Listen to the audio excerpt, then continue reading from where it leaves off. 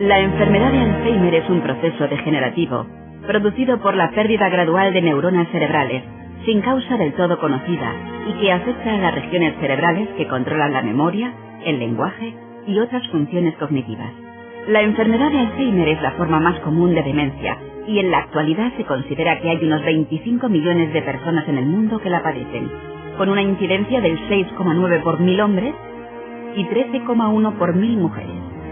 Se ha estimado que en España hay actualmente más de 4000 afectados en la etapa presenil, comienzo antes de los 65 años, y otros 300.000 casos en personas ancianas.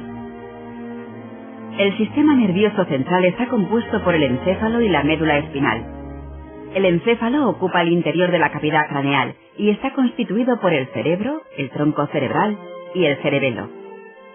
Las estructuras cerebrales más importantes en la regulación de los procesos cognitivos y conductuales son los hemisferios cerebrales, derecho e izquierdo, especialmente la corteza cerebral, los núcleos profundos, tálamo, caudado, y las conexiones entre ellos. La corteza cerebral procesa la información cognitiva y emocional proveniente tanto del mundo exterior a través de los sentidos, vista, oído, olfato, gusto y tacto, como otros internos del organismo. Son estructuras decisivas para el funcionamiento de la memoria. El hipocampo, que es el lugar donde lo que acontece en unos segundos queda retenido para ser almacenado luego en otras zonas del cerebro, y también el sistema límbico, y en particular la amígdala que regula las respuestas emocionales, ira, miedo, alegría, etc. La memoria humana es una función cognitiva compleja en la que intervienen diversas funciones, como la identificación visual, la auditiva, la clasificación de aquello que vemos, la atención, la motivación, etc. Aparentemente no existe un circuito activado para cada recuerdo, sino un conjunto de circuitos que, activados al mismo tiempo, proporcionan el recuerdo. La enfermedad de Alzheimer se asocia a una atrofia cerebral progresiva que afecta a múltiples regiones del cerebro. Los estudios de autopsia demuestran que el cerebro está disminuido de peso y de volumen, atrofia cerebral. Esto es debido a la muerte neuronal y a la aparición de depósitos intracelulares.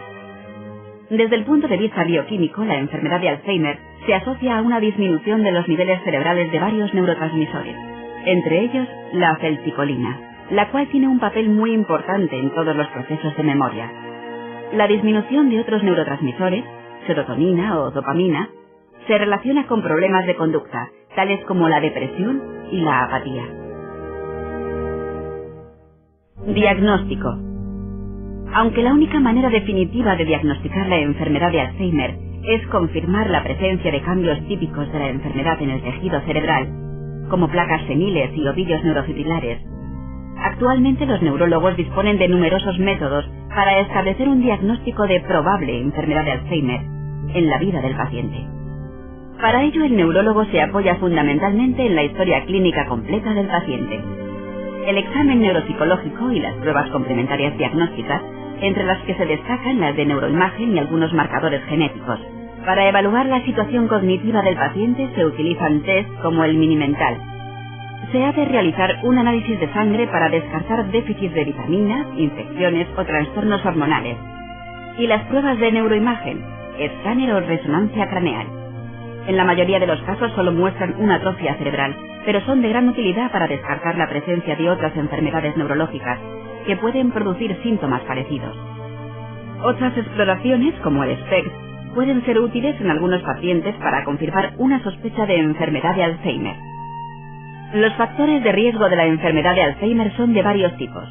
Demográficos, edad avanzada, sexo femenino, analfabetismo y antecedentes médicos, especialmente los conocidos como factores de riesgo vascular: diabetes, tabaquismo, hipertensión arterial, aumento de colesterol y otros, depresión, menopausia. Los factores genéticos hereditarios son responsables de pocos casos de la enfermedad. Síntomas. Aunque la forma de aparición de la enfermedad puede ser muy variada y no existe un patrón único, los trastornos de la memoria suelen ser el síntoma inicial y dominante. Algunos de los síntomas que pueden sugerir la presencia de una enfermedad de Alzheimer son: pérdida progresiva de memoria, fallos en la atención, dificultades para realizar tareas habituales, problemas con el lenguaje, desorientación en tiempo y espacio, disminución del juicio, cambios de humor o comportamiento, perderse en lugares familiares, mostrar dificultad para tomar decisiones, carecer de iniciativa y motivación, o presentar signos de depresión y agresividad, o perder interés por los pasatiempos y aficiones previas. Con frecuencia el estadio inicial de la enfermedad de Alzheimer puede pasar desapercibido. Como la enfermedad comienza de una forma gradual, a veces es difícil identificar el momento exacto en que se inicia. La evolución de la enfermedad de Alzheimer es lenta y progresiva. Comienza con ligeros problemas de memoria y de otras funciones, y termina con graves trastornos cognitivos, conductuales y dependencia absoluta del cuidado de otras personas. El curso de la enfermedad varía de una persona a otra. En general, los pacientes sobreviven entre 8 y 10 años tras el diagnóstico. Evolución.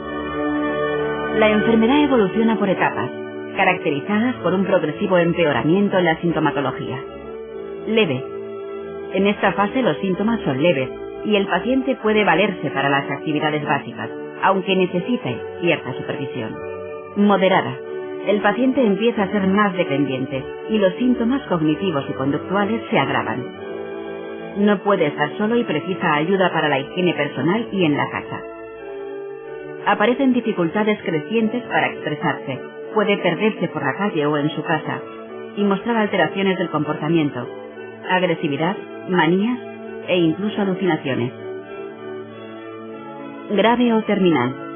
Los estadios más avanzados de la enfermedad se caracterizan por una dependencia e inactividad completa del paciente. Las alteraciones de la memoria son muy graves y el deterioro físico se hace más evidente. Tiene dificultades para comer y tragar, no reconoce a los familiares, incontinencia e imposibilidad para caminar, con comportamiento muy alterado. Finalmente queda confinado a una silla de ruedas o a la cama. El paciente ahora es dependiente para todo. Tratamiento. Aunque de momento no existe un tratamiento que cure la enfermedad, disponemos de medicamentos que mejoran los síntomas o demoran el empeoramiento de algunos síntomas durante un tiempo limitado. Son fármacos que ayudan a enlentecer la progresión de la enfermedad y a controlar algunos de los síntomas, pero no pueden revertir el daño cerebral que ya se ha producido. Están especialmente indicados en las fases iniciales de la enfermedad. Estos tratamientos han demostrado repetidamente ser eficaces en el tratamiento de los síntomas cognitivos y conductuales y en mejorar las actividades de la vida diaria. Además existen otros tratamientos antidepresivos, antipsicóticos, que contribuyen a controlar los síntomas psicológicos y conductuales que aparecen con esta enfermedad, mejorando la calidad de vida de los pacientes y de sus cuidadores.